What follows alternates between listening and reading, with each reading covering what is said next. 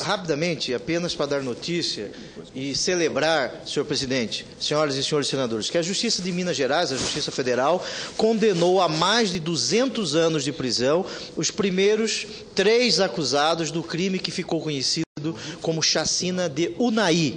A sentença foi proferida na madrugada de sábado agora pela juíza Raquel Vasconcelos Lima, depois de 4 dias em sessão do júri federal.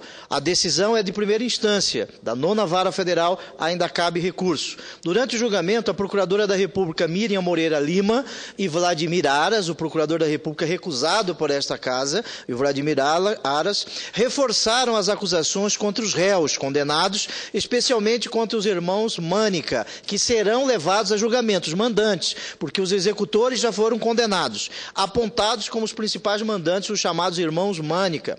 A autora da denúncia, a procuradora, mencionou a existência de testemunhos de que os irmãos Mânica continuariam depositando dinheiro nas contas de Rios, Silva e de Miranda, os autores dos disparos que vitimaram os 3 auditores do Ministério do Trabalho.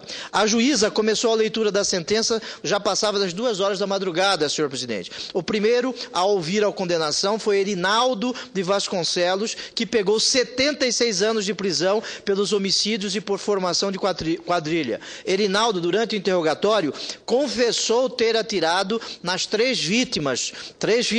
servidores públicos federais, e apontou o fazendeiro Norberto Mânica como mandante deste crime. Rogério Alain pegou a maior pena, 94 anos de prisão, também pelo assassinato e formação de quadrilha. E o William Gomes de Miranda foi condenado a 56 anos pelas mortes. Como já estão presos há quase 10 anos e trabalharam nesse tempo na penitenciária, pelas contas ficarão pouco tempo na prisão. Por isso, eu, como relator do Código Penal, do projeto, estou mudando isso, a progressão de regimes e aumentando a pena do homicídio, porque não há crime mais grave do que retirar a vida de um semelhante. Histórico, senhor presidente. Esse episódio ficou conhecido como a chacina de Unai. 4 servidores do Ministério do Trabalho foram mortos enquanto faziam uma fiscalização de rotina na zona rural da cidade mineira, a cerca de 500 quilômetros de Belo Horizonte e 160 quilômetros aqui de Brasília, na capital da República. O júri foi composto por 5 mulheres e 2 homens, 18 testemunhas arroladas, 10 foram ouvidas e 1 dispensada. A primeira testemunha a depor foi o ex-delegado de Polícia Federal, Antônio Celso, que voltou a acusar os fazendeiros e irmãos Norberto e Ampério Mânica de terem ordenado o homicídio de 4 servidores públicos federais.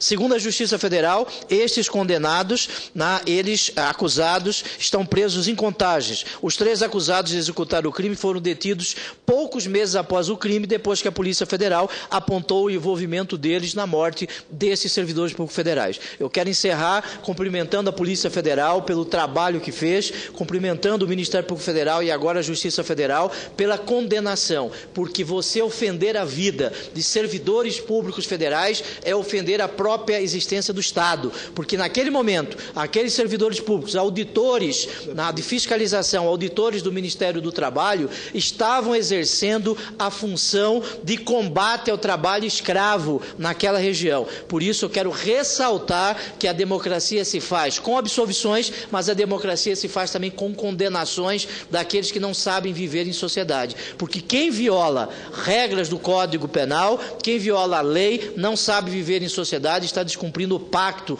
o contrato que nós assinamos em um determinado momento histórico. Este pacto recebe o nome de Constituição e devem ser segregados porque mataram servidores públicos federais no exercício da função no combate ao trabalho escravo, senhor presidente.